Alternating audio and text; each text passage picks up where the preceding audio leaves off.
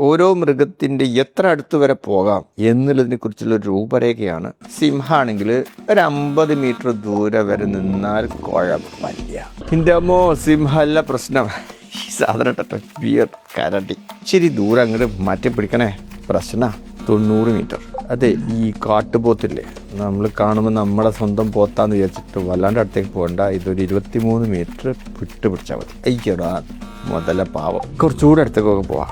അത്രേ ഒരു 9 മീറ്റർ അടുത്തൊക്കെ പോയിട്ട് നോക്കിയാലും പുള്ളി മിന്നലാക്രമണം നടത്താൻ സാധ്യതയില്ല.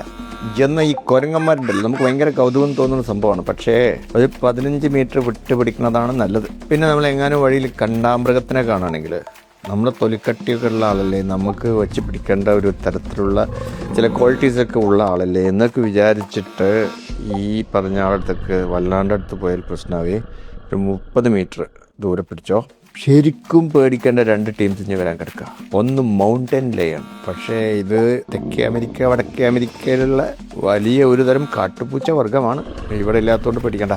എന്നാൽ നമ്മുടെ കേരളത്തിൽ വരെ കാണുന്ന സാധനമാണ് ടൈഗർ. എൻ്റെ അമ്മ, ഇതിനെയാണ് പേടിക്കേണ്ടത്.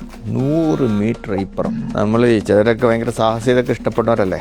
അപ്പോൾ ഈ സാഹസികത ഇങ്ങനെ മീറ്റർ വെച്ച് ഇന്ന് ബാക്കിൽ വെച്ച് പിടിക്കണമായിരിക്കും നല്ലത് എന്നുള്ളതാണ് ഇതിൽ നിന്ന് ഒരു ചെറിയ ഉണർത്തലായിട്ട് പറയുന്നത്.